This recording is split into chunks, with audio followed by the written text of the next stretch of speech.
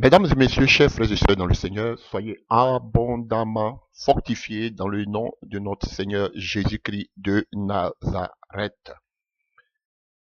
Je suis encore heureux d'être avec vous, alléluia, pour continuer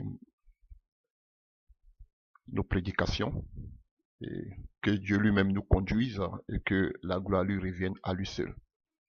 Amen. Chers frères et sœurs, mesdames et messieurs, avant tout propos, je voudrais rebondir un peu sur quelques paroles que j'ai entendues, alléluia, de ça et là. Je regardais une vidéo où je voyais une personne, alléluia, qui avait énuméré tous les prodiges, tous les miracles de la Genèse jusqu'à l'Apocalypse. Alléluia. Donc, pour eux, pour ces personnes-là, outre ces miracles mentionnés dans la Bible, aucun autre miracle ne doit être accepté. Alléluia. Donc, ils ont fait le répertoire de tous les miracles dans la Bible. Pour dire, voici les miracles. Et je viens pour dire que même dans le livre de Jean, il est écrit, dans le livre de Jean 21, à partir du verset 25, que il est écrit, Jésus a fait encore beaucoup d'autres choses. Si on les écrivait en détail, je ne pense pas que le monde puisse contenir les livres qu'on écrivait. Amen. Donc, Jésus-Christ a fait d'autres prodiges, d'autres miracles qui ne sont pas inscrits dans la Bible, dans le Nouveau Testament. Donc, si on doit dire que on prend la liste de tous les miracles depuis la Genèse jusqu'à l'Apocalypse, et que s'il y a un miracle à part ces miracles qui sont mentionnés dans la Bible, ça vient du diable. Ce n'est pas vrai, c'est archi faux. Il y a des miracles aujourd'hui que nous, par la grâce de Dieu, nous vivons, nous voyons aussi, mais qui ne sont pas mentionnés dans la Bible. Je peux prendre un exemple, parmi tant d'autres. Ta voiture en panne. Une panne, comme ça, tu ne sais même pas d'où vient la panne. Et tu es arrêté, ta voiture s'arrête. Qu'est-ce que tu fais? Tu te lèves, tu descends, tu pries, et la voiture redémarre. Est-ce que cela est écrit dans la Bible? Alléluia. Donc je pense que faut pas... Bon, je vais être aujourd'hui courtois et très gentil. Alléluia. Pardonnez, s'il vous plaît. Ne limitons pas le Saint-Esprit. Les faux prophètes, nous les combattons tous les jours avec l'aide de Dieu. Mais s'il vous plaît, faut pas que ce combat maintenant devienne de l'incrédulité. Dieu a créé les cieux et la terre. Regardez tout l'environnement qui vous entoure. C'est lui qui l'a créé. Il est puissant. Vous avez donné toute la gloire à Satan, qui est une créature de Dieu. Et avec vous, Dieu ne peut plus faire quelque chose d'extraordinaire. Alléluia. Donc, c'est ce que je voulais dire par rapport à cela. Donc, la dernière fois, chers frères et sœurs, mesdames et messieurs, nous avons parlé de, alléluia, de une des manifestations de la puissance de Dieu. Alléluia.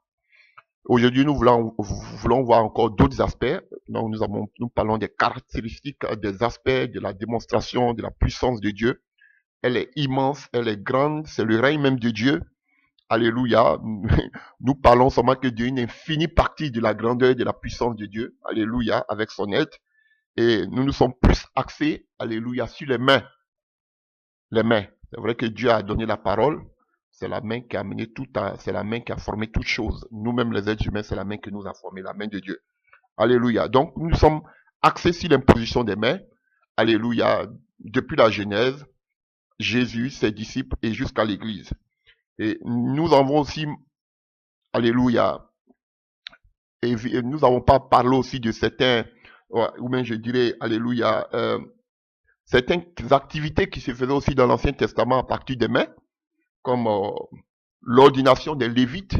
Il fallait qu'on leur impose les mains dans l'Ancien Testament. Vous pouvez voir ça dans le livre de Nombre 8, à partir du verset 10. Alléluia. Et pour ordonner aussi les responsables. Alléluia. Vous avez aussi, dans l'Ancien Testament, vous avez ça dans le livre de Nombre 27, à partir du verset 18 à 22 à 23. alléluia, pour transférer la culpabilité, le péché, alléluia, sur un mouton, une brebis, ou bien sur, comme on appelle, une chèvre, alléluia, il fallait imposer les mains sur cet animal, alléluia, pour que, alléluia, il y ait un transfert de péché. Donc, vous voyez ça dans le livre de Lévitique 16, à partir du verset 20 à 21. Alléluia. Et dans le Nouveau Testament, nous avons dit, alléluia, que Jésus imposait les mains. Alléluia. Les apôtres aussi imposaient les mains, que ce soit pour guérir, pour des délivrances, que ce soit aussi pour recevoir le Saint-Esprit. Nous avons parlé de ces deux cas. Mais à part ces deux cas, on imposait aussi les mains. Alléluia. Qu'on appelle aux missionnaires. Vous voyez dans le livre de Actes des Apôtres 13. Alléluia. Actes des Apôtres 13. À partir du verset 3, on dit qu'on les a appelés. Alors, après avoir jeûné et prié, on les imposa les mains et on les laissa partir. Donc aussi, par les mains, on pouvait imposer les mains pour que on puisse envoyer des missionnaires en mission. On les imposait aussi les mains. Ça, je l'ai pas mentionné. Et aussi, alléluia, pour les anciens, alléluia, les pasteurs, ceux qui servaient dans l'église, alléluia, on les imposait aussi les mains. Acte 6 à partir du verset 6, 1 Timothée 4 à partir du verset 14 que nous avons lu, et 2 Timothée 1 à partir du verset 6. Alléluia. Donc, on imposait les mains à ceux qui servaient, comme ici. J'ai parlé de Acte 6, on parle ici, alléluia, à partir du verset 6. Et Nicolas Polysélie d'Antioche, il est présenté aux apôtres qui, après avoir prié, leur imposa les mains. Donc, on parlait aussi des diacres. Donc, pour élire même des diacres, on devait imposer les mains aux diacres, y compris aussi même les anciens. Donc, c'était une coutume, hein, alléluia, l'imposition des mains. Donc, je ne sais pas comment aujourd'hui on peut avoir des miracles si le bras n'est pas tendu, si la main n'est pas, si le bras n'est pas déployé pour que la main puisse toucher, pour que le miracle puisse se produire. Donc, chers frères et sœurs, revenons à la parole. Chers frères et sœurs. Et la dernière fois, j'étais tellement excité par rapport à cet enseignement, même que j'ai sauté beaucoup de passages. Alléluia. Et puis bon, je ne voulais pas aussi qu'il soit trop long. Donc, quand on prend aussi dans le livre de Jean 3 à partir du verset 35, Jean 3, à partir de ça, on est dans le rétro, hein, dans la prédication de la dernière fois. Jean 3, à partir sur comme on appelle, le bras et la main de l'Éternel. Jean 3, à partir du verset 35. Alléluia. Que nous dit ce passage? On nous dit, Jésus dit, le Père aime le Fils et il a remis toutes choses entre ses mains. Celui qui croit au Fils a la vie éternelle. Et celui qui ne croit pas au Fils ne verra point la vie, mais la colère de Dieu demeure sur lui. Bon, donc on nous dit que Dieu a tout déposé. On a vu qu'au début, la main, c'était la main de Dieu, de l'Éternel. Et maintenant, Dieu a tout déposé, tout ce pouvoir qui se trouvait dans ses mains. Il a déposé tout ce pouvoir-là dans les mains de Jésus. Et voilà pourquoi on voyait Jésus opérer des miracles par ses mains. Et aussi les apôtres. Et aussi, il donne cette recommandation aussi à l'Église, chers frères et sœurs. Alors, frères, aujourd'hui je voulais parler aussi d'un autre aspect. Alléluia.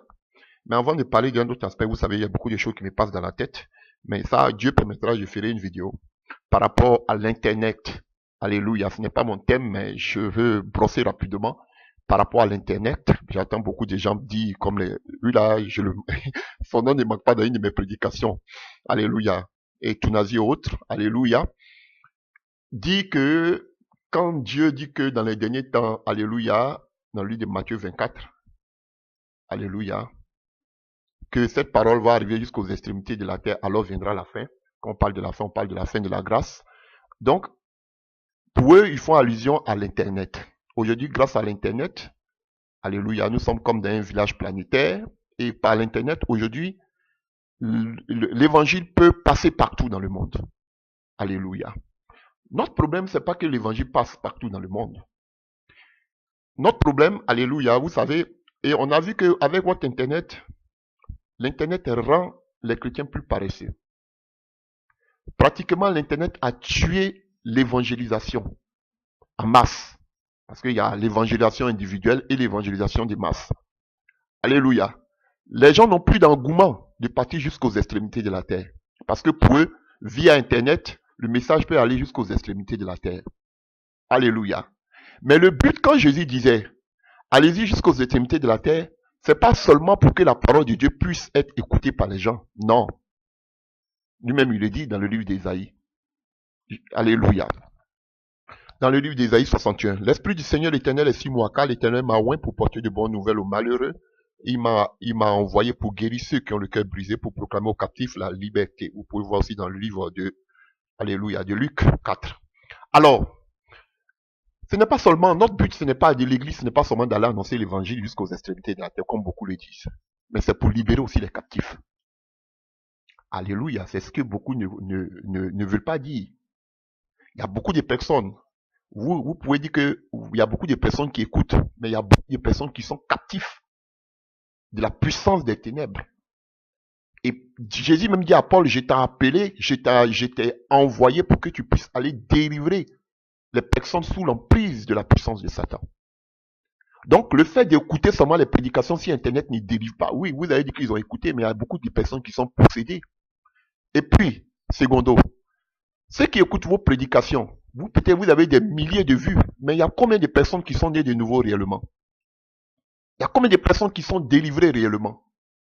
Et puis, quand vous faites ces prédications, alléluia, c'est seulement que pour votre écurie, c'est seulement que pour votre chapelle, pour avoir plus de membres, pour avoir plus de visibilité, pour qu'on appelle, pour que aussi vous puissiez avoir plein d'offrandes qui rentrent. C'est en quelque sorte un marketing, un business en fait. Parce qu'on le voit. Regardez même quand vous prêchez dans vos écuries, je peux prendre 3 aspects, 3 exemples. Prenez Mathieu. Quand il prêche, vous allez voir derrière lui c'est écrit compassion. Quand vous allez voir Sanogo, derrière lui c'est écrit vase de déshonneur. Quand vous allez voir, comme on appelle, comment il s'appelle, Castanou, derrière lui, c'est écrit ICC. Voilà. Voici la triste réalité. Vous le faites seulement que pour votre chapelle. Vous le faites que pour votre écurie. Ce n'est pas pour la gloire de Dieu. Dieu n'envoie pas l'église seulement pour annoncer l'évangile. Non. Autrement dit, il ne nous donnerait pas la puissance et son esprit et ses dons. Alléluia. Il nous envoie pour annoncer l'évangile et aussi pour délivrer les captifs. Par la puissance de Dieu, par la délivrance. Mais combien de personnes, vous avez fini de prêcher, oui, vous avez fini de faire votre one-man show, vous partez, vous avez des milliers de vues, les offrandes rentrent, les dons rentrent, mais les gens sont encore possédés des démons. Est-ce que vous vous déplacez jusqu'à aller chez eux pour les livrer, pour les délivrer? Non, vous ne le faites pas. Combien d'entre vous aujourd'hui se tournent aujourd'hui vers les villages? On n'en voit même plus. Parce que vous dites, vous êtes des paresseux, vous ne voulez plus même bouger votre orteil. Alléluia. Vous pensez que c'est quand vous vous mettez sur votre pupitre, vous êtes en train de crier que le monde entier est en train de connaître, en train de, qu'on appelle recevoir l'évangile. Non, c'est pas ça seulement. Sinon, autrement dit, Jésus aurait envoyé ses disciples sans le pouvoir, sans la puissance. Voilà la triste réalité. Et comme aujourd'hui vous voulez bâtir des temples remplis, et la preuve, regardez tous ceux que je dénonce, ce sont des gens qui ont bâti de grands temples. Et tout cela, c'est pour attirer des personnes vers le temple.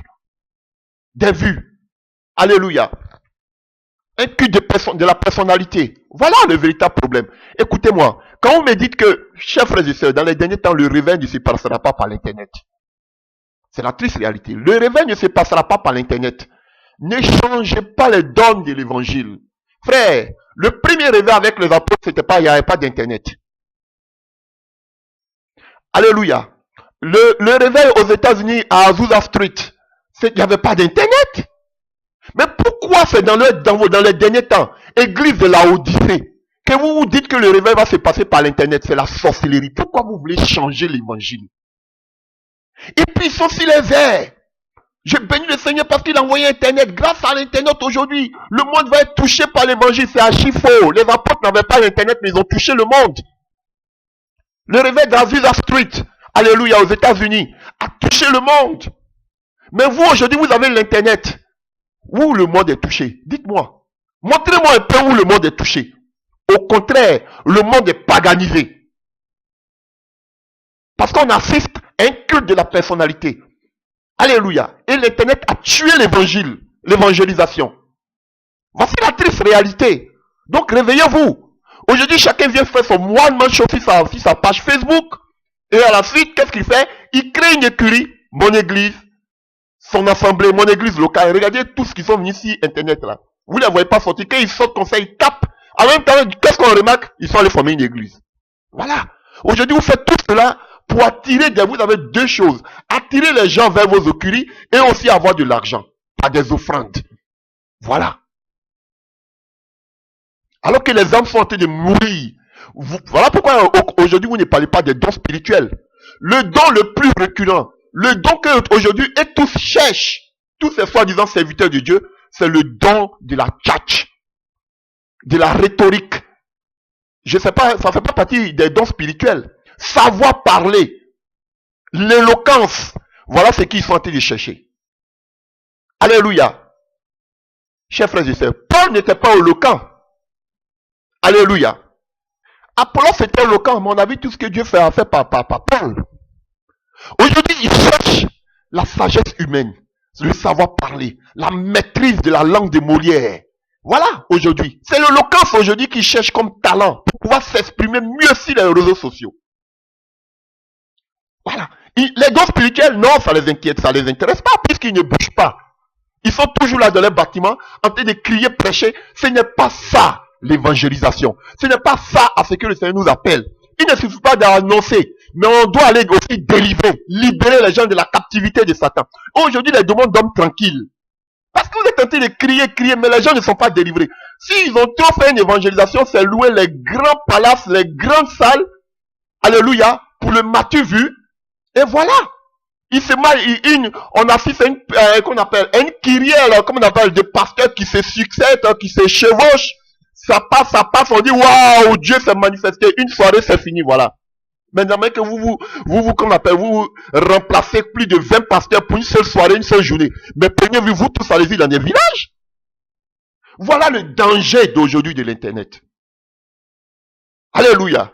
Frère, et nous sommes là, comme d'autres appellent le mont Carmel. Je ne sais pas pourquoi ils disent le mont Carmel. C'est là on vient. Dieu nous a pas appelé sur l'Internet pour venir. C'est pas là le mont Carmel. Le mont Carmel, c'est dans les villages. C'est là-bas qu'on a beaucoup de défis. Là où les gens n'ont pas entendu parler de l'Éternel. Alléluia. Les gens peuvent écouter, mais ils ont encore les démons. Ils sont obligés, ça va devenir de l'idolâtrie. Ils sont obligés, quand vous prêchez, de mettre leur même maintenant sur l'écran. Pour que quand vous prêchez, ils puissent avoir la délivrance. Vous êtes venus maintenant des télé-évangélistes comme aux États-Unis. Voici comment l'église est morte. Et vous nous dites que, dites-moi, je vous pose la question, il y a un réveil actuellement? Parce que vous êtes prêts sur Internet là. Quand tu ouvres ta page, ils sont remplis. Mais est-ce qu'il y a un réveil? Dites-moi.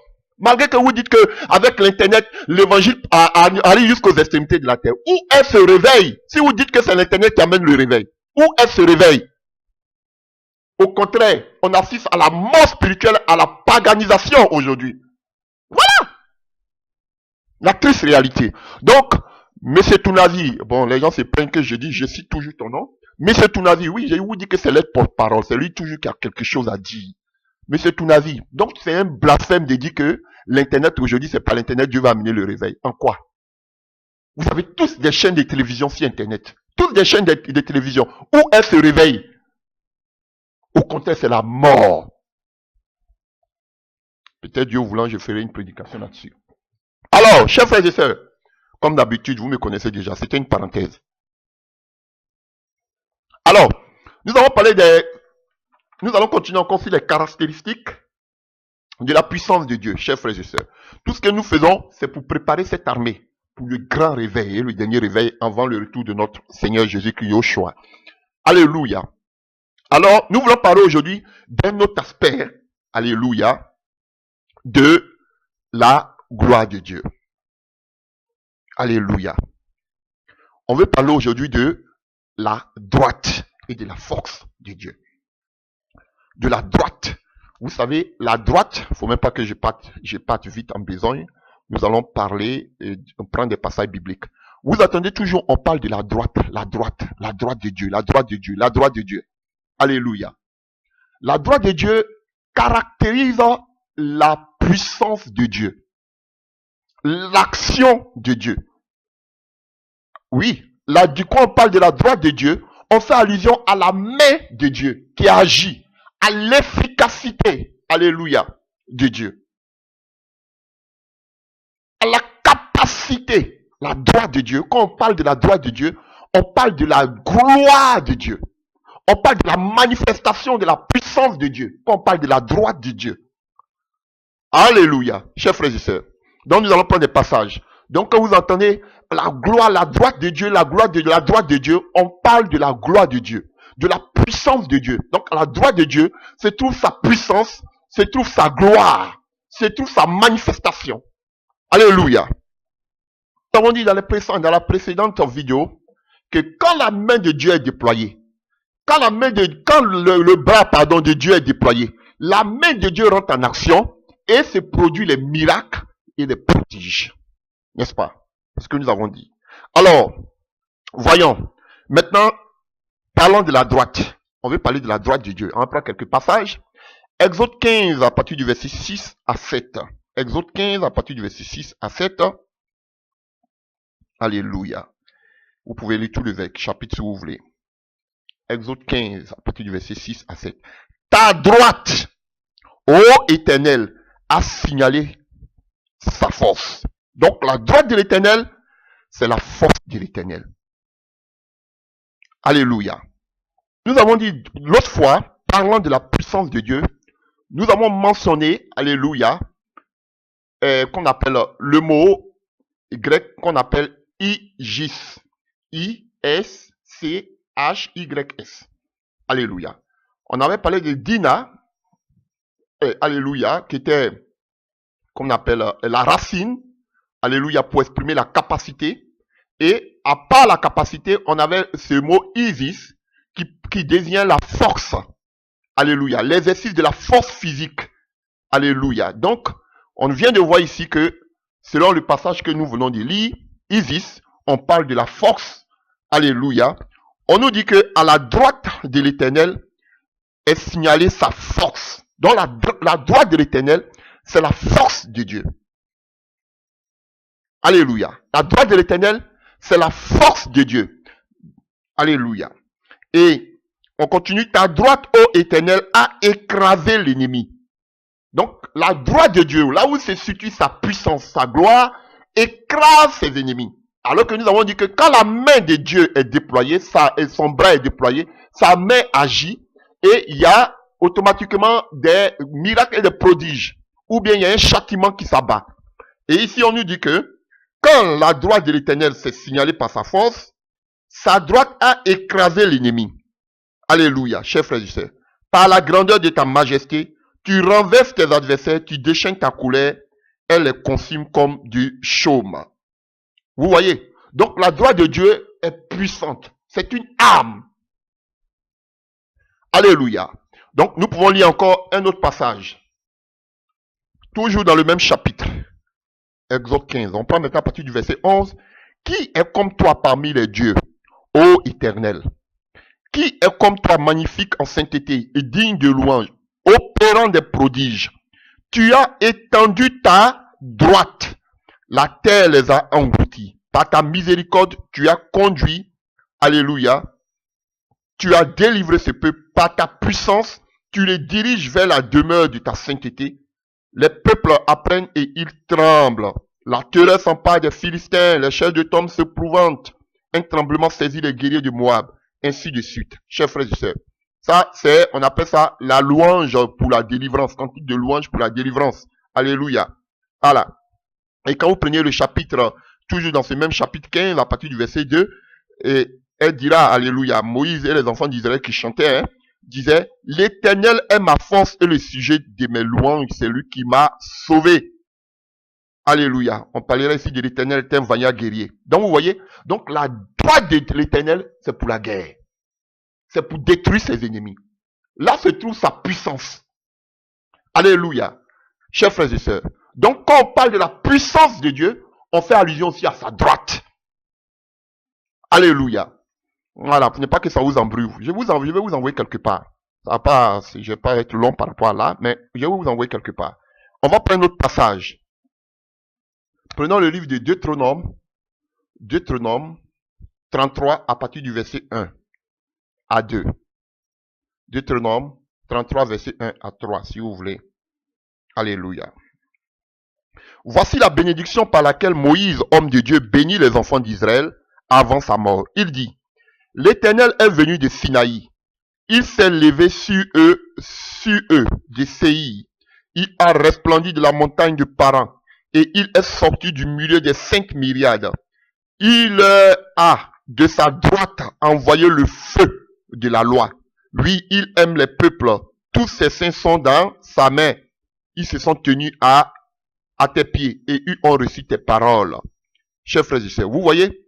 Donc Moïse nous dit que Dieu est apparu, effectivement, sur la montagne, il est venu sur la montagne de Sinaï, et par sa droite, qu'est-ce qu'il a fait?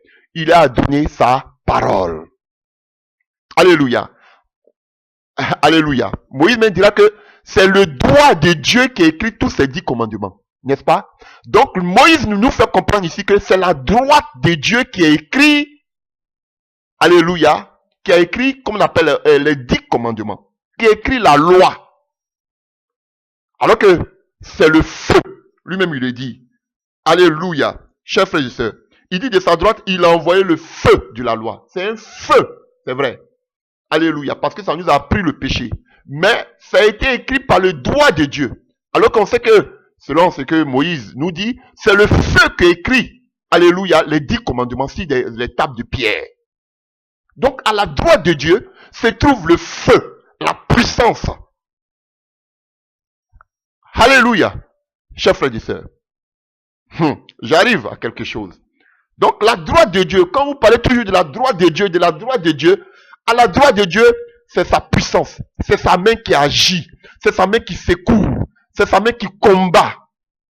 La droite de Dieu. C'est là que se trouve la puissance de Dieu. Par sa droite. C'est là que se trouve le secours. Donc, une petite, pour les trinitaires, je viens à vous, hein. Comment ça se fait si Jésus est, comment ça se fait, alléluia, s'il est à la droite de Dieu, il y a le feu, il y a la puissance, il me demande maintenant, comment ça se fait que Jésus-Christ est à la droite de Dieu dans le feu? Nous y reviendrons tout à l'heure. Regardez, Psaume 98, à partir du verset 1. Psaume 98, à partir du verset 1. Gloire et étendue du règne de Dieu. Chantez à l'Éternel un cantique nouveau, car il a fait des prodiges. Sa droite et son bras saint lui sont venus en aide. Vous comprenez? Donc, on avait vu la dernière fois, on parlait du bras et de la main. Maintenant, ici, on parle de la droite et de son bras. Parce qu'à la droite, on était fait à l'image de Dieu. À la droite, à notre droite, on a quoi? On a la main droite. Donc, la droite se trouve la main de l'Éternel, la main droite. N'est-ce pas, chers frères et sœurs? Donc, quand on parle de la droite, on a la main. Donc, Dieu travaille à partir de la main droite.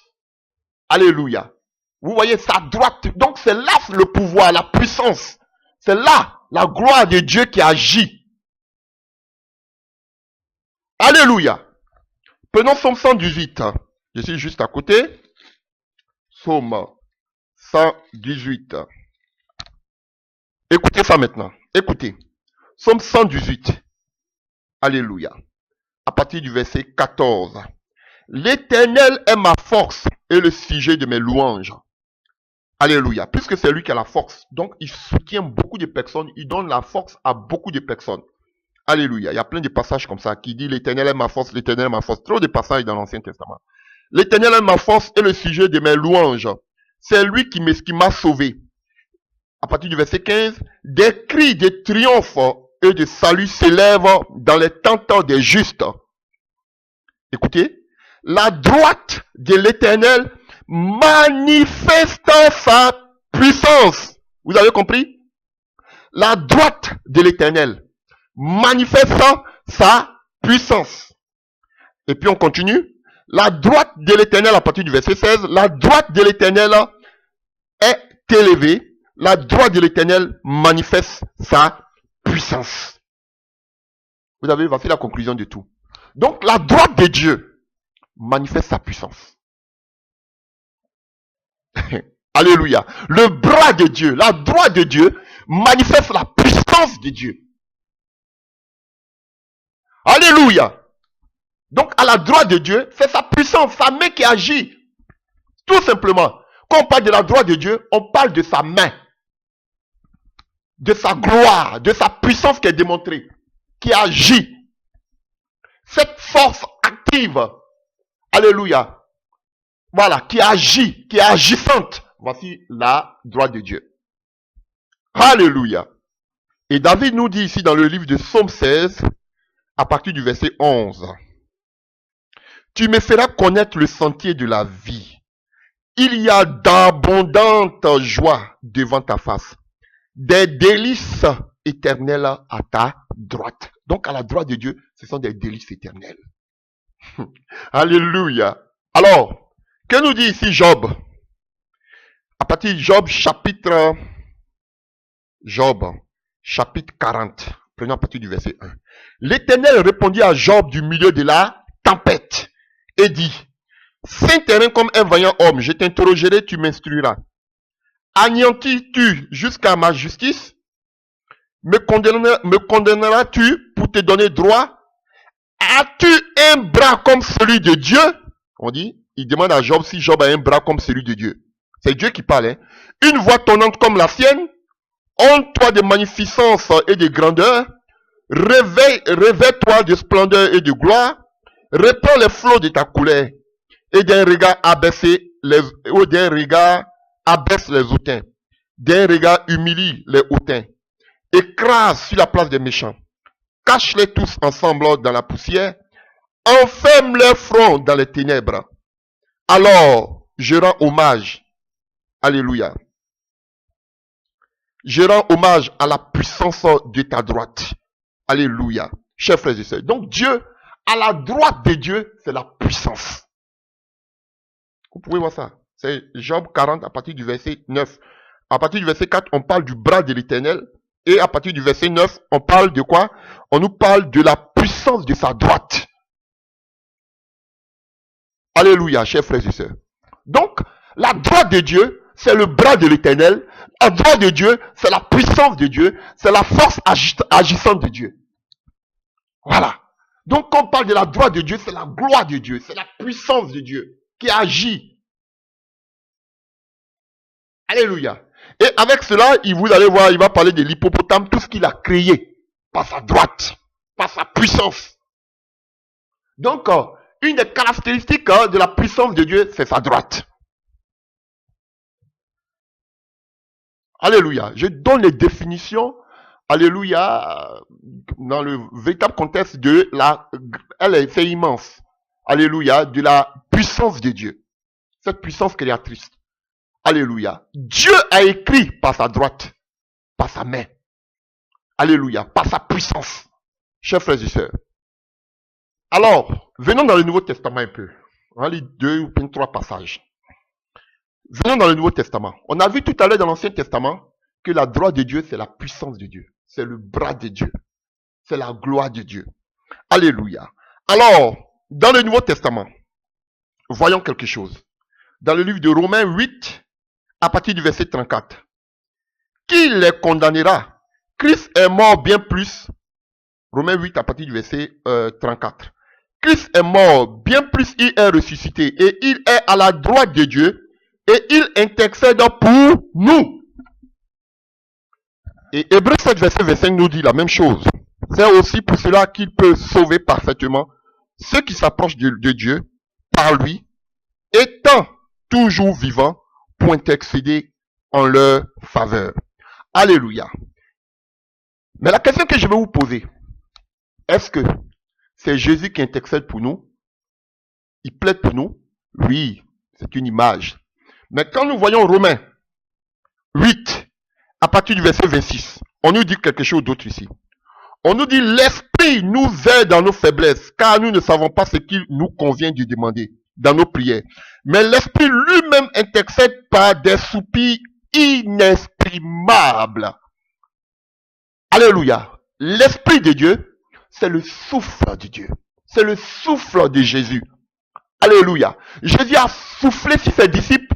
Il dit, recevez le Saint-Esprit. Le roi, le pneuma. Il a soufflé le souffle de Dieu. Alléluia. Chers frères et sœurs. Et c'est le souffle de Dieu, le Saint-Esprit, qui intercède pour nous par des soupirs inexprimables auprès de Jésus. Ah, je vais briser la théorie ou bien la doctrine de la Trinité aujourd'hui. Alléluia, chers frères et sœurs. Donc, chers frères et sœurs, ils vont me dire, mais qu'est-ce qu'il dit, ce monsieur? Frère, au fait, c'est l'Esprit de Dieu qui intercède pour nous auprès de Jésus, qui est Dieu. Alléluia. Je vais en profondeur. Alléluia. Je vais aller en profondeur. Un passage qu'ils aiment beaucoup. Alléluia. Hébreu 1 à partir du verset 13. Et auquel des anges a-t-il jamais dit, assieds-toi à ma droite jusqu'à ce que je fasse de tes ennemis ton marchepied. Ne sont-ils pas des esprits au service de Dieu? Donc les anges sont des esprits au service de Dieu. Envoyés pour exercer, ils sont au service de Dieu, ils ne sont pas au service des hommes. Alléluia. Les anges sont au service de Dieu. Ne sont-ils pas des esprits? On nous donne deux choses ici. Ce sont des esprits, alléluia, mais qui sont au service de Dieu. Envoyés, trois choses, ils sont envoyés pour exercer un ministère en faveur de ceux qui doivent hériter le salut. Donc, les anges sont des esprits. Alléluia. Qui n'ont ni chair, alléluia, voilà, ni sang. Et ils sont au service de Dieu. Et ils sont envoyés, mandatés, c'est Dieu qui les envoie pour nous secourir. Mais quelqu'un ne peut pas dire que je vais actionner. Toi, tu as quel pouvoir pour actionner un ange? Activer un ange, tu as quel pouvoir? C'est Dieu qui envoie un ange pour nous secourir dans le danger. Voilà, chers frères et sœurs. Donc, on nous dit ici que Christ, que Dieu a dit, assieds-toi à ma droite jusqu'à ce que je fasse de tes ennemis ton marchepied. On a vu tout à l'heure dans l'Ancien Testament que lorsque la droite de Dieu agissait, c'était pour combattre. N'est-ce pas? C'était pour délivrer. Donc, on fait allusion à la droite de Dieu qui va mettre sous les pieds de Jésus tous ses ennemis. C'est pas parce que Jésus est à la droite, lui-même il est Dieu. Oh, quand je parle de la divinité de Jésus, frère, c'est grave, c'est puissant. Alléluia. Alors, allons-y pour un passage que vous aimez beaucoup.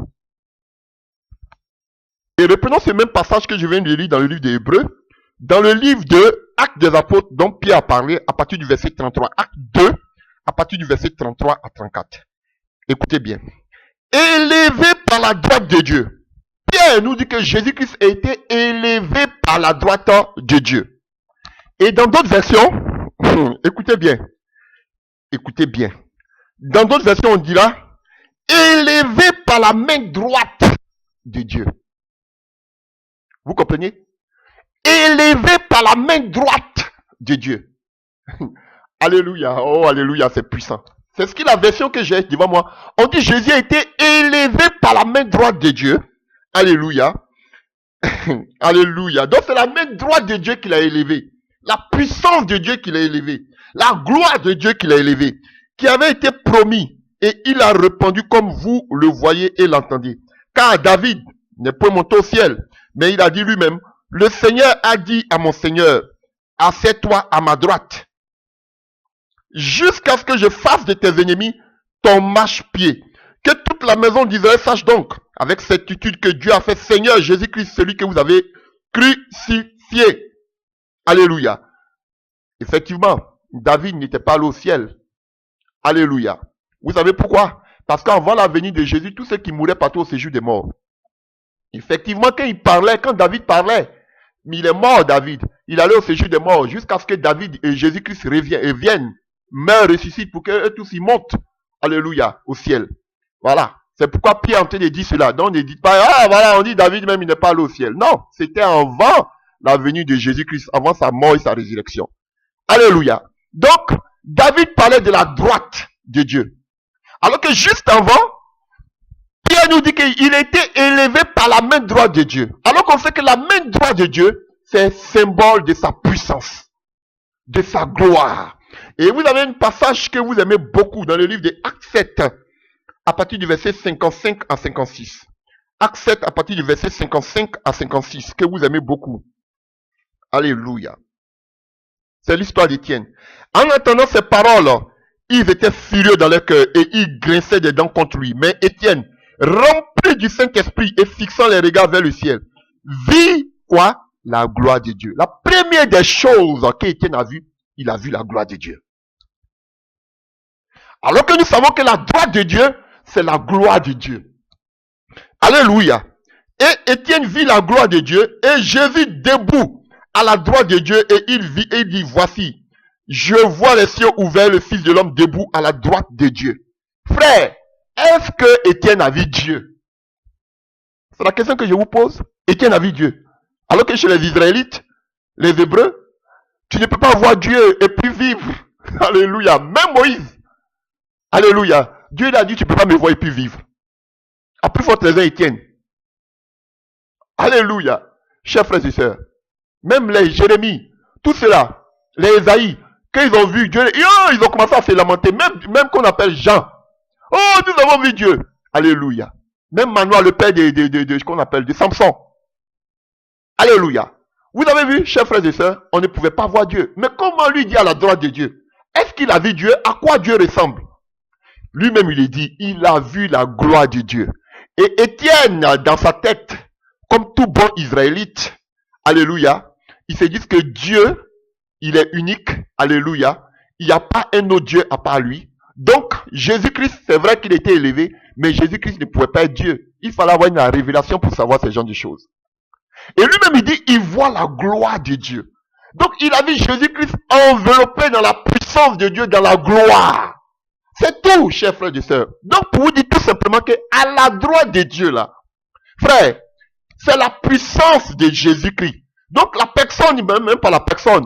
Le Dieu que vous avez vu, il dit, j'ai vu Jésus à la gloire de Dieu. C'est Jésus lui-même qui est Dieu qui est là. À sa droite, simplement, il a vu Dieu glorifié. Il a vu Jésus dans sa gloire. Lui-même, il a dit au début. Il a vu Jésus dans la gloire de Dieu. Dans la puissance de Dieu. Puisque la gloire de Dieu, la droite de Dieu, c'est sa puissance. C'est la main de Dieu. C'est la main de Dieu qui agit, qui opère, qui délivre, qui sauve. Le bras de Dieu. Donc, il voit Dieu, Jésus-Christ dans la gloire et dans la puissance. Et Jésus-Christ reviendra avec puissance lors de l'Armageddon. Voilà, chers frères et sœurs. Il n'y a pas Dieu le Père, il n'y a pas Dieu le Fils. Jésus est Dieu, frère. Donc, vous devez savoir que la droite de Dieu, quand on parle de la puissance de Dieu, on parle de la main droite de Dieu. On parle de la gloire de Dieu. On parle de la puissance de Dieu. On fait allusion à la droite de Dieu. Alléluia. Donc, là aussi, on fait allusion à la puissance, à la manifestation de la puissance de Dieu. Dieu agit par sa droite. Un autre aspect, on a dit tantôt, quand on parle de la puissance de Dieu, on parle aussi de la force de Dieu. Dans d'autres versions, littéralement, on parle de l'énergie. Alléluia. Donc, on parle de la force de Dieu. Il agit par sa puissance. Alléluia. Donc, à l'Éternel appartient la force. Quand on parle de la puissance aussi, dynamique aussi, on fait allusion à la force. Alléluia. Chers frères et sœurs, on peut voir dans le livre d'Ésaïe, Ésaïe 40, à partir du verset 26, levez vos yeux en haut et regardez qui a créé ces choses, qui a fait marcher en ordre leur armée. Il les appelle toutes par leur nom, par son grand pouvoir et par sa force puissante. Il n'en est pas une qui fasse défaut. Donc, par sa force, par son grand pouvoir et par sa force puissante, il a tout fait. On parle de la puissance, de la force puissante de Dieu. Alléluia. Et il y a plein de passages dans l'Ancien Testament où plein de serviteurs de Dieu demandent à ce que Dieu puisse leur donner sa force. Alléluia. On a l'exemple dans le livre de Juge 16 avec Samson, où il demandait que Dieu lui donne la force pour la dernière fois. Alléluia. Pour qu'il puisse se venger des Philistins. Alléluia. Plein de passages. Alléluia. Esdras 8, à partir du verset 22, quand il devait quitter aussi de Babylone. Alléluia. Il dit que la force de Dieu était sur lui. Donc il n'avait pas besoin de l'aide du roi. Alléluia. Ils ont prié Dieu et Dieu leur a donné sa force. Alléluia.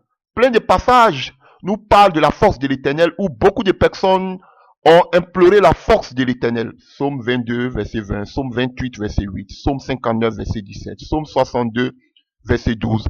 Il y a beaucoup de passages où plein des enfants de Dieu ont demandé, alléluia, le soutien de Dieu, l'aide de Dieu, alléluia, chers frères et sœurs, pour qu'il leur donne sa force. Alléluia, chers frères et sœurs. C'est vraiment important d'avoir la force. Alors, il y a deux passages que je voudrais que nous lisions. Alléluia, concernant la force, qui devait être remis à Jésus-Christ de Nazareth. Vous voyez, on va toujours de l'Ancien Testament, on voit avec Dieu, et vous voyez que tout cela a une corrélation avec Jésus-Christ de Nazareth. Parce que c'est Dieu venu en chair. Alléluia. Voilà pourquoi il est important de commencer par la Genèse, par l'Ancien Testament, pour mieux comprendre les événements, parce que c'est l'homme des choses à venir. C'est important. Si tu ne comprends pas l'Ancien Testament, tu ne peux pas comprendre le Nouveau Testament. Parce que Jésus est venu, il est venu, non pas pour abolir tout, mais il est venu accomplir tout ce qui était dit. Tout ce qui était fait depuis l'Ancien Testament, c'est ce qu'il est venu accomplir. Donc, il est important de connaître l'Ancien Testament. Alléluia. Donc, on va prendre le livre de Ésaïe 11. Ésaïe 11. Ésaïe, vraiment, il était formidable. Vraiment, avec ses enseignements. Sur toute la vie de Jésus, sur le règne de Jésus. Tout. Alléluia. Ésaïe 11.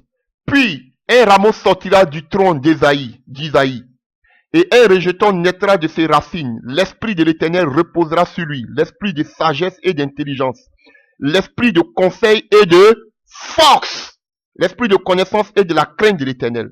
Donc le fils d'Isaïe, qui était une image de Jésus, alléluia. Donc le fils d'Isaïe, alléluia. Chers frères et sœurs, on fait allusion à la descendance de David. Chers frères et sœurs, on nous dit que il aura l'esprit de force sur lui, Jésus-Christ de Nazareth. Donc il aura la puissance de Dieu sur lui, en lui-même. Pas, on a fini avec le bras, qui est l'extérieur, mais en lui. On parle de la force qui... Attendez, j'arrive. Alléluia. Donc il aura la force de Dieu, la puissance de Dieu, l'esprit de Dieu en lui. Alléluia. Et ce n'est pas Isaïe seulement qui a prophétisé. On va dans le livre de Michée. Michée 5 à partir du verset 1. Et toi, Bethléem, Ephrata, petite entre les milliers de Juda, de toi sortira pour moi, alléluia, celui qui dominera sur Israël. Alléluia. Et dont les issues sont dès les temps anciens. On parle du millénium ici, hein. La naissance et le règne de Christ. Alléluia. Voilà. Donc on parle, parce qu'on parle de sa naissance ici, et on parle de son règne. Alléluia. Dès les jours de l'éternité. C'est pourquoi il les livrera jusqu'au temps où enfantera celle qui doit enfanter, Marie. Et le reste de ses frères reviendra auprès des enfants d'Israël. Il se présentera et il gouvernera avec la force de l'Éternel. On nous dit que Jésus-Christ, alléluia, dans le livre de Michée, il va faire quoi? Il va gouverner avec la force de l'Éternel. Et quand nous prenons dans le livre de Apocalypse 19, alléluia, à partir du verset 14, les armées qui sont dans le ciel le suivaient sur des chevaux blancs. Ça qu'on va se revenir maintenant de qu'on appelle des 7 ans, des noces au ciel. On va le suivre, alléluia. Une armée qui sont dans le ciel le suivit sur les chevaux blancs, revêtus d'un fin lin blanc, puis, de sa bouche sortait une épée aiguë pour frapper les nations, et il les pètera avec une verge de fer, et il fleura le couvre du vin de la dent de colère de Dieu Tout-Puissant. Vous avez vu, hein? On parle de la force puissante dans le livre de Michée. Ici, on parle de la dent de colère du Dieu Tout-Puissant. Il avait sur son vêtement et sur sa cuisse un nom écrit, le roi des rois, le seigneur des seigneurs. Vous voyez? Donc, c'est ce que Michée est en train de dire ici. On parle du règne de Jésus-Christ de Nazareth. Comment il va frapper, alléluia, tous ces rebelles, alléluia, avec une force, avec la puissance de Dieu. La force de Dieu. Alléluia, le bras de Dieu. Alléluia. On dit qu'il se présentera. Frère, vous avez compris, il se présentera. Donc il est où? Et puis il va se présenter. Il était au ciel, il descend comme nous l'avons vu. Il descend du ciel avec les armées du ciel.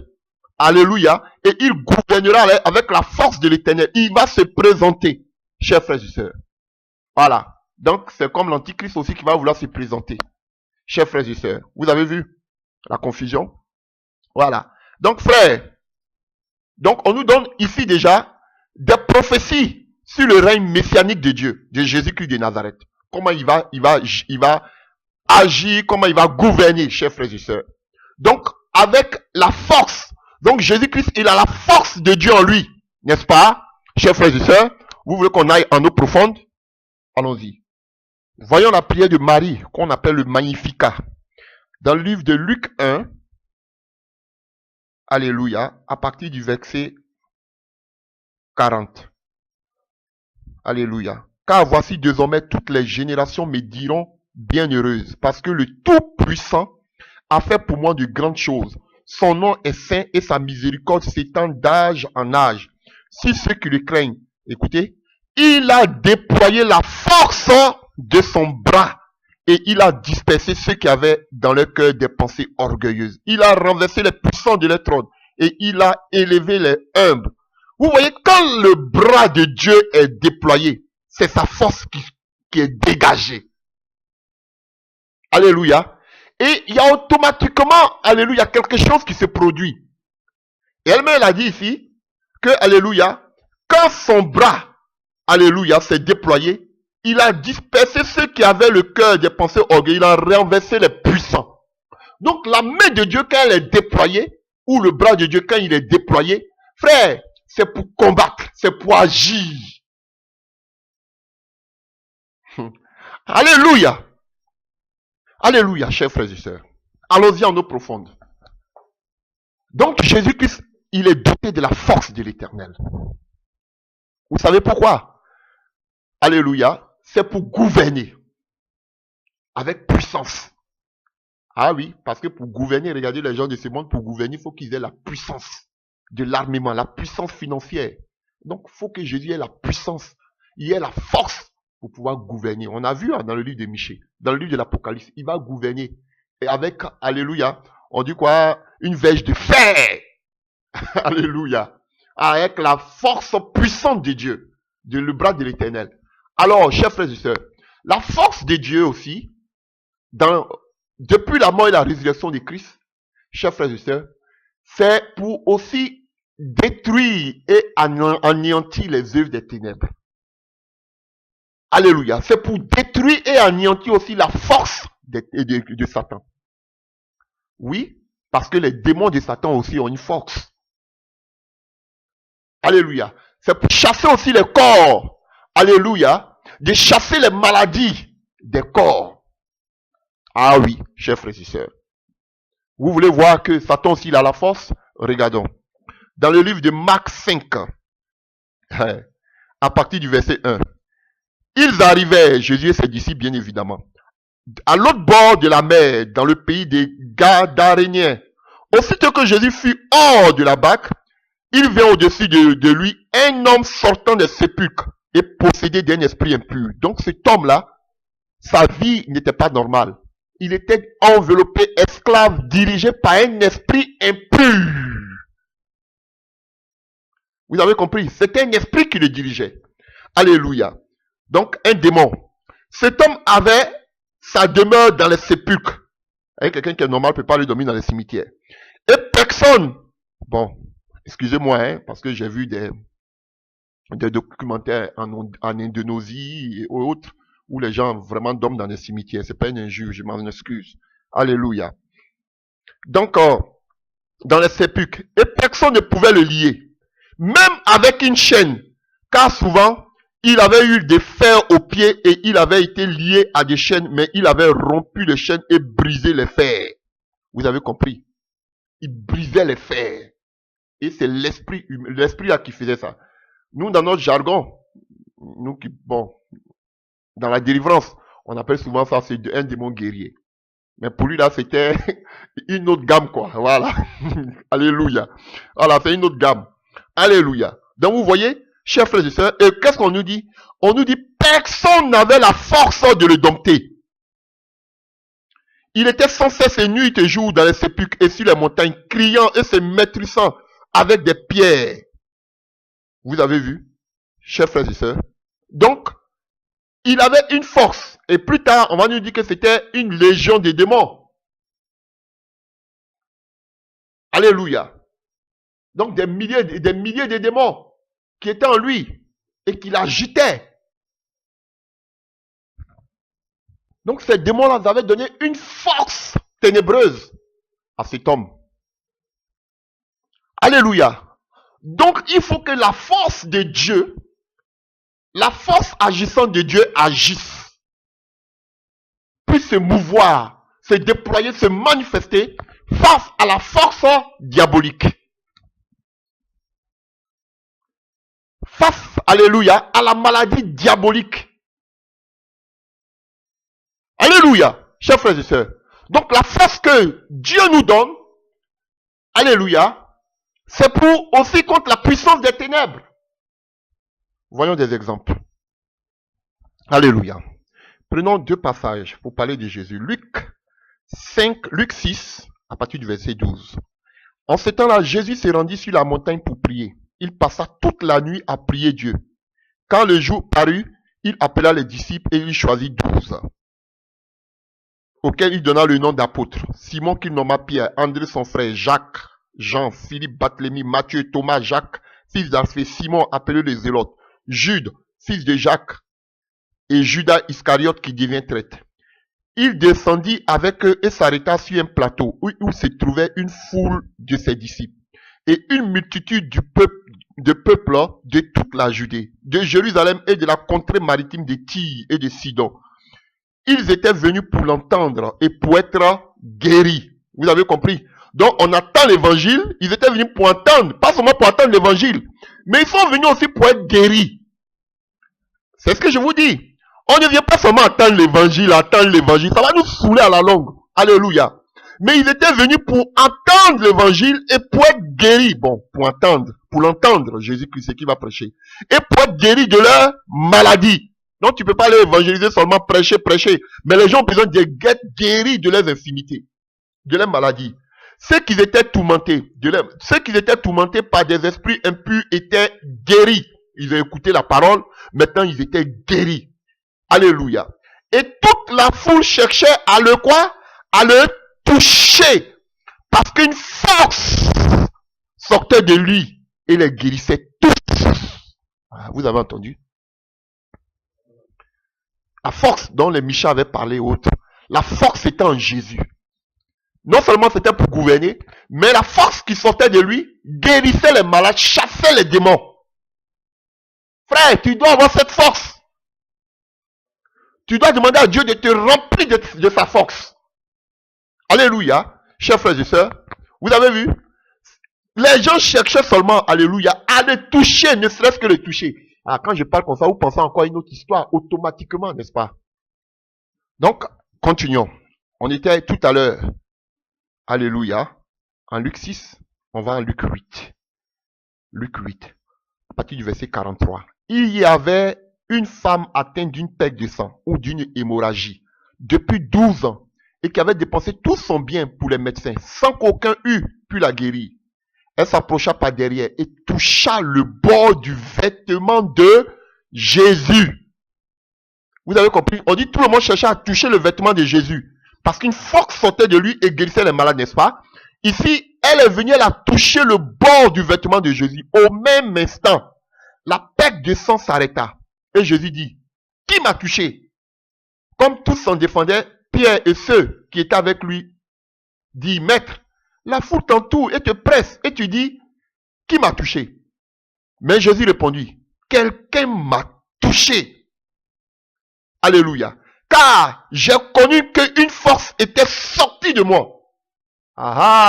Vous comprenez? La femme se voyant découverte vient toute tremblante, se jeta à ses pieds et déclara devant tout le peuple pourquoi elle avait touché et comment elle avait été guérie à l'instant. Jésus lui dit, ma fille, ta foi t'a sauvée, va en paix. Alléluia. Et le verset parallèle dans le livre de Marc 5, à partir du verset 27. Ayant entendu parler de Jésus, elle vient dans la foule par derrière et toucha son vêtement. Car elle disait, si je puis seulement le toucher, je puis toucher ses vêtements, je serai guérie. Au même instant, la perte de sang s'arrêta et elle sentit dans son corps qu'elle était guérie de son mal. Jésus connut aussitôt en lui-même qu'une force était sortie de lui et se retournant au milieu de la foule, il dit, qui a touché mes vêtements? Ses disciples lui disent, tu vois la foule qui te presse et tu dis, qui a touché? Qui t'a touché? Et il regardait autour de lui pour voir celle qui avait fait cela. La femme effrayée, tremblant, sachant que c'était passé en elle, vient se jeter à ses pieds et dit toute la vérité. Frère, vous avez vu? Frère, vous avez vu, chers frères et sœurs? Alléluia. Donc, on nous dit, Jésus lui a dit, ma fille, ta foi t'a sauvée. Tu veux avoir cette force? Frère, aie la foi. Dis à Jésus, Jésus, je vais toucher la pente de ta robe. Guéris-moi. C'est pas de l'idolâtrie, comme faisait un faux prophète là, un faux apôtre là, qui prenait, on appelait ça, alléluia, le vêtement magique, ou bien, je sais pas comment on appelle ça, le costume magique. Et on jetait ça sur les gens, puis les gens commençaient à trembler. Ça, ce n'est pas de Dieu. Alléluia. Mais les gens touchaient parce que ces gens-là, c'était réellement des véritables serviteurs de Dieu. Ils ne jetaient pas les choses. Alléluia. Mais les gens me voulaient toucher parce qu'ils reconnaissaient que c'était des vrais enfants de Dieu. Alléluia. Chers frères et sœurs. Vous voyez, quand un miracle vient de Dieu, chers frères et sœurs, il y a des convictions. Mais regardez ceux qui disent aujourd'hui, ils font des miracles. Regardez ceux qui les côtoient. Ce sont des gens qui ne sont pas nés de nouveau. Des gens qui continuent à vivre dans leur péché. Donc ça ne vient pas, les miracles ne viennent pas de Dieu. Quand un miracle authentique vient de Dieu, regardez tous ceux qui suivaient Jésus, c'était des gens de mauvaise vie. Mais le contact avec Jésus, d'autres étaient guéris, d'autres étaient libérés des démons, mais ils n'ont plus quitté Jésus. Même le fou de Gadara voulait suivre Jésus. Alléluia. Mais regardez tous ceux qui se disent des pasteurs, des faux prophètes, regardez tout cela. Regardez la vie de tous ceux qui les côtoient. Leur vie ne change pas. Mais quand quelqu'un est touché par Dieu réellement, il veut tout abandonner, se consacrer à Dieu, abandonner le péché. Mais bien au contraire, regardez tous ceux qui sont à côté des faux prophètes. Ils n'abandonnent pas leur vie passée. Parce que ces pasteurs-là sont des charlatans. Ces faux prophètes-là sont des charlatans. Voilà, ils ne leur disent pas de changer de vie pour qu'ils soient sauvés. Non. Tu as été guéri, entre guillemets, donne de l'argent. Voilà. Les Simon les magiciens. Alléluia, chers frères et sœurs. Donc vous voyez que une force sortait de Jésus. La puissance sortait de lui. On avait vu dans la prédication précédente qu'il touchait par les mains. Mais maintenant, c'était plus lui qui touchait, mais les gens maintenant le touchaient. On touchait seulement ses vêtements. Et quoi, qu'est-ce qui se passait? Automatiquement, chers frères et sœurs, il y avait la guérison instantanée. La délivrance instantanée. Mon frère, ma sœur, cherche à toucher la pente de la robe de Jésus. Demande à Jésus que sa force te remplisse. Au nom de Jésus-Christ de Nazareth. Dans toutes les situations que tu traverses. Alléluia. Tu veux être rempli de sa puissance, demande qu'il te touche. Voilà ce que Paul dit dans le livre de Éphésiens 3 à partir du verset 20. Or, à celui qui peut faire par sa puissance qui agit en nous, infiniment au-delà de tout ce que nous demandons ou pensons, à lui soit la gloire dans l'Église et en Jésus-Christ dans toutes les générations au siècle des siècles. Amen. Et quand nous prenons Colossiens, donc, l'Esprit qui agissait en eux, il dit en nous. Alléluia. Quand nous prenons Colossiens aussi, Colossiens 1, à partir du verset 29, voilà ce que Paul nous dit. Alléluia. C'est à quoi je travaille à combattant, prenons à partir du verset 28 pour mieux comprendre. Christ en nous l'espérance de la gloire. Vous avez vu, on parle de la gloire. Alléluia. Comme on a vu, comme Étienne a vu Jésus-Christ dans la gloire. Christ en nous l'espérance de la gloire. C'est lui que nous annonçons, exhortant tout homme et instruisant tout homme en toute sagesse afin de présenter à Dieu tout homme devenu parfait en Christ. C'est à quoi je travaille en combattant avec sa force qui agit puissamment en moi. Donc la force de Christ maintenant a été donnée aux apôtres et à l'église. Alléluia, chers frères et sœurs. Et on voit Paul qui dit à Timothée, que vous connaissez, 2 Timothée 1 à partir du verset 7. Alléluia, que ce n'est pas un esprit de timidité que Dieu a donné à l'église, mais c'est un esprit de force, d'amour et de sagesse. Un esprit de force, un esprit de puissance. Mais pourquoi l'église est aussi tiède? Alléluia. Il fait allusion aussi à la puissance de Dieu, au Saint-Esprit. Alléluia. Chers frères et sœurs, vous pouvez voir ça dans le livre de Romains 8, verset 15 et 1 Corinthiens 2, verset 12.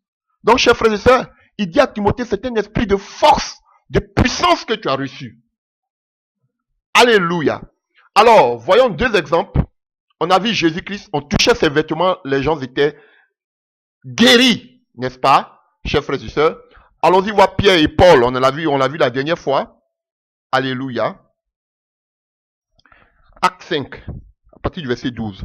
Beaucoup de miracles de produits se faisaient au milieu du peuple par les mains des apôtres. On a déjà vu ça la dernière fois. Ils se tenaient tous ensemble au portique de Salomon et aucun d'autre n'osait se joindre à eux. Mais le peuple les louait hautement. Le nombre de ceux qui croyaient au Seigneur, hommes et femmes, s'augmentait de plus en plus, en sorte qu'on apportait des malades dans les rues et qu'on les plaça sur les lits et sur des lits et que des pochettes, afin que lorsque Pierre, des couchettes, pardon, on les plaçait sur des lits et des couchettes, afin que lorsque Pierre passerait, son homme au moins couvrit quelqu'un d'eux. La multitude accourait aussi des villes voisines à Jérusalem, amenant des malades et des gens tourmentés par des esprits impurs. Ils étaient tous guéris. Chers frères et sœurs, vous voyez, c'était quoi? L'homme de Pierre. L'homme de Pierre. Pierre ne les imposait pas les mains. Mais la force qui quittait de Pierre, parce qu'il parle de l'homme, alléluia, c'est une image de Pierre. Alléluia. Alléluia. Donc, chers frères et sœurs, l'homme de Pierre, la force qui était en Pierre, alléluia, guérissait les malades comme Jésus-Christ, la force qui sortait de lui, guérissait aussi les malades. Frère, c'est la puissance de Dieu. Alléluia. Alors, voyons aussi avec Pierre, avec Paul. Alléluia. Acte 19, à partir du verset 11. Et Dieu faisait des miracles extraordinaires par les mains de Paul. On a vu ça aussi la dernière fois. Au point qu'on appliquait sur les malades les linges ou des mouchoirs qu'avait touché son corps. Et les maladies les quittaient. Et les esprits malins sortaient. Paul n'imposait plus les mains. Mais les habits, les mouchoirs, les linges que le corps de Paul avait touché, alléluia, guérissaient les malades, chassaient les esprits malins. Ah, frère, c'est quelle dimension ça? Bon, excusez-moi pour le thème des dimensions. Excusez-moi, ne me jugez pas pour ça. Alléluia. Chers frères, je suis un peu excité. C'est quoi ça? On ne disait même plus au nom de Jésus, il faut sortir. Toujours au nom de Jésus. Non.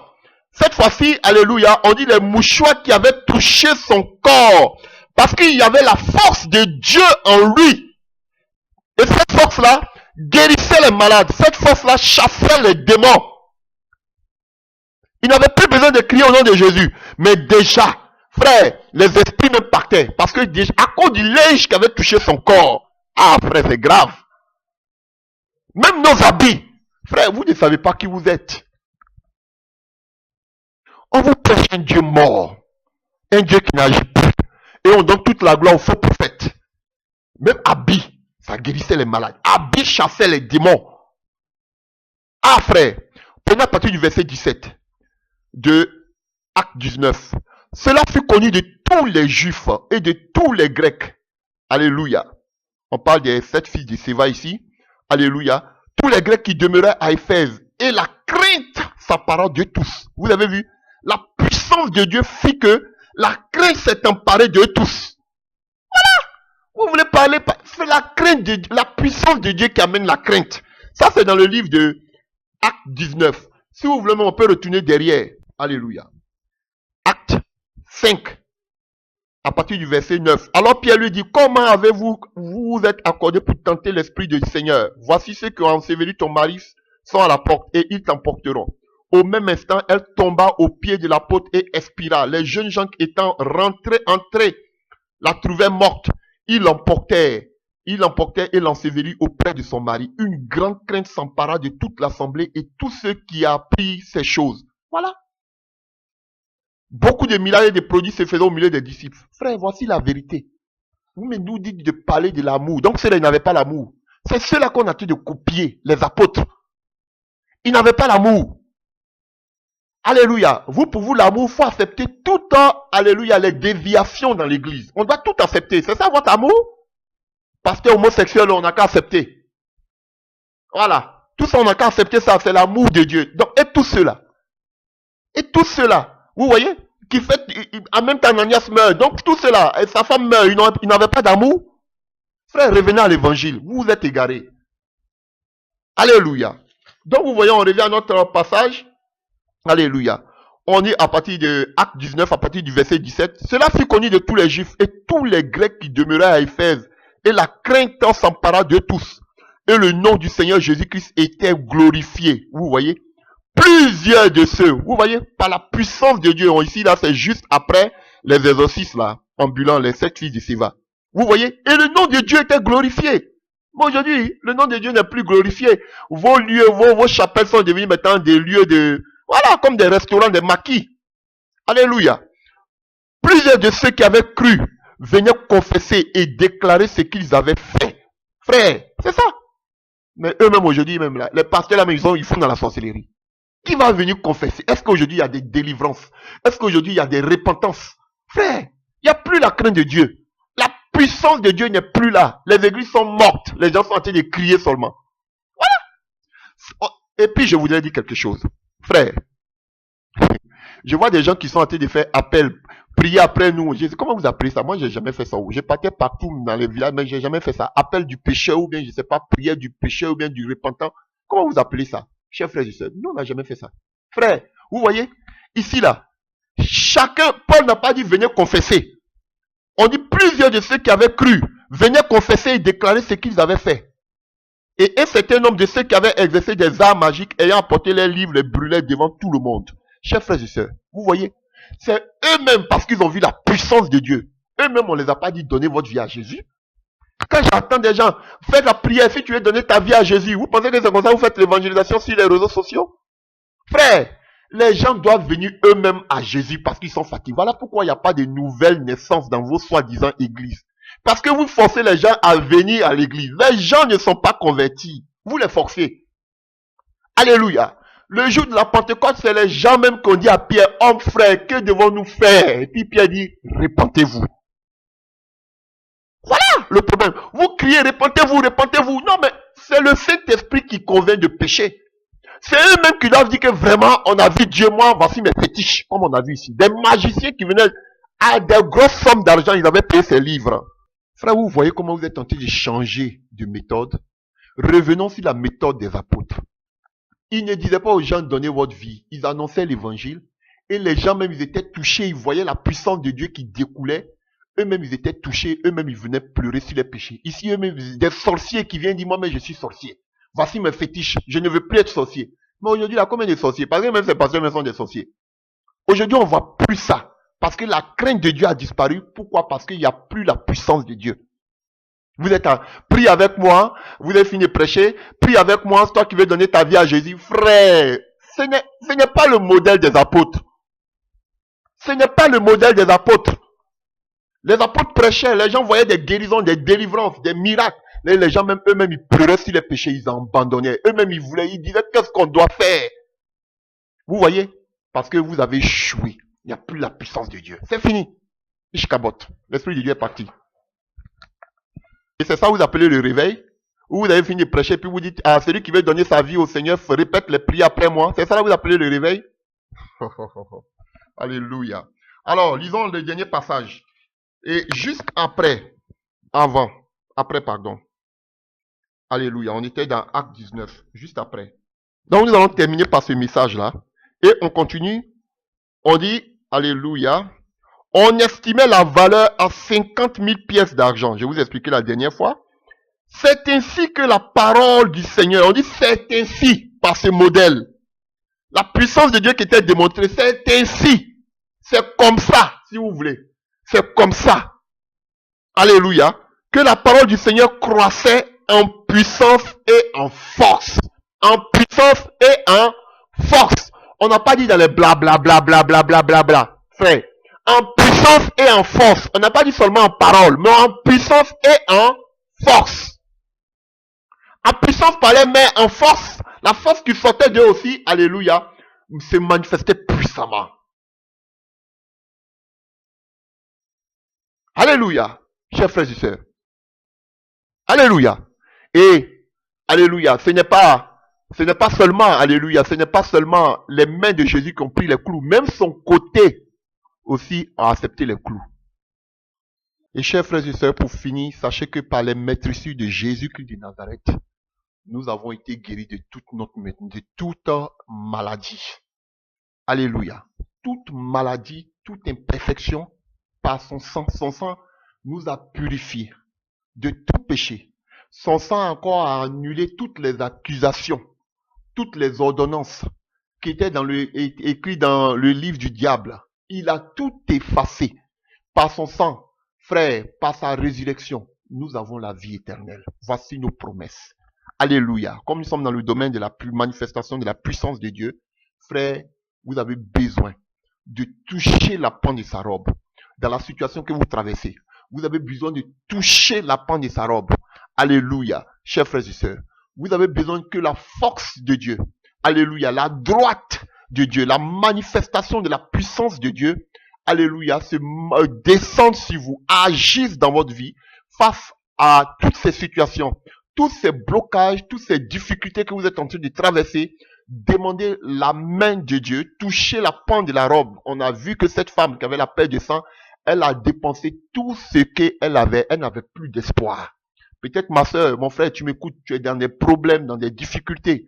Tu ne sais plus à quel saint te vouer. Mais je te dis, cette femme Jésus était de son dernier recours. Pendant 12 ans, elle avait une hémorragie. Chers frères et sœurs, que c'est honteux pour une femme. 12 ans. Alléluia, sans interruption. Sans interruption, chers frères et sœurs.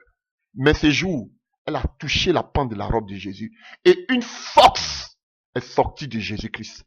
Demande au Seigneur Jésus, ce n'est pas de l'idolâtrie, demande à ce que une force sorte de lui afin de te toucher, de par sa puissance, que sa droite te touche, te libère de tout emprise occulte, de tout emprise satanique, de toute maladie qui te fatigue, qui te ronge, au nom puissant de Jésus-Christ de Nazareth. Chers frères et sœurs, que la grâce, la main de l'Éternel, le bras de l'Éternel, la puissance de Jésus-Christ vous touche de là que vous soyez, au nom puissant de Jésus-Christ de Nazareth. Alléluia. Sur ce, nous allons nous laisser et Dieu voulant, dans ces jours-ci, nous allons continuer encore sur la manifestation de la puissance de Dieu. Soyez bénis et que Jésus-Christ vous fortifie au nom puissant de Jésus-Christ, notre Seigneur et Sauveur. Amen.